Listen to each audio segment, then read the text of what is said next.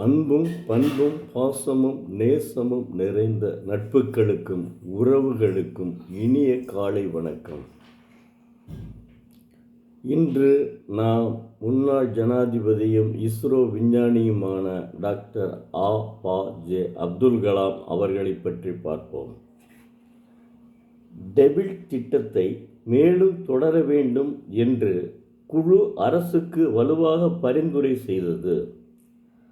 அவர்களுடைய பரிந்துரையை அரசு ஏற்றுக்கொண்டது. திட்டம் தொடர்ந்தது. அவரது குழுவினரின் அபார செயல்திறனை வெளிப்பட வைப்பதற்காக எட்ட வேண்டிய இலக்குகள், அமைப்பின் குறிக்கோள்கள் பற்றி அடிக்கடி பேசுவார். இந்த இலக்குகளை எட்டுவதற்கு ஒவ்வொரு உறுப்பினரின் தனிப்பட்ட பங்களிப்பு எவ்வளவு முக்கியமானது என்று எடுத்துச் சொல்வார். அதே சமயத்தில் அவரது சகாக்கள் சொல்லும் ஒவ்வொரு ஆக்கப்பூர்வமான ஆலோசனைகளையும் கவனமாக கேட்டுக்கொள்வார்.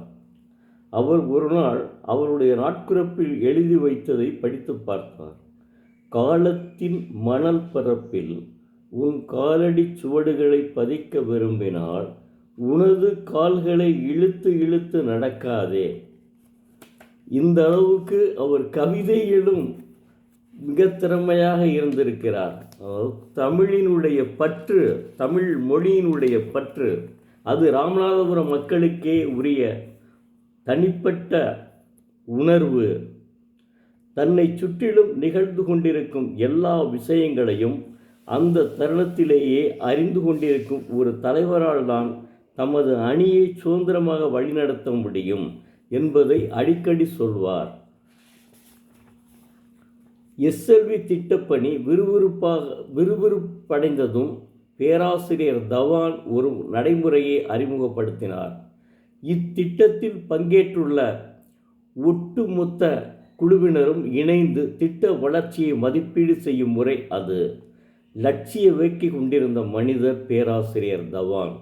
பேராசிரியர் தவான் தலைமையில் நடைபெற்ற மதிப்பீட்டு கூட்டங்கள் எல்லாம் விக்ரம் சாராபாய் விண்வெளி மையத்தின் முக்கியத்துவம் வாய்ந்த நிகழ்ச்சிகள். இஸ்ரோ கப்பலின் உண்மையான கேப்டன் அவரே. ஒரு கமாண்டர், மாலுமி, பராமரிப்பாளர் என பல அவதாரங்களையும் தனக்குள் அடக்கி கொண்டவர்.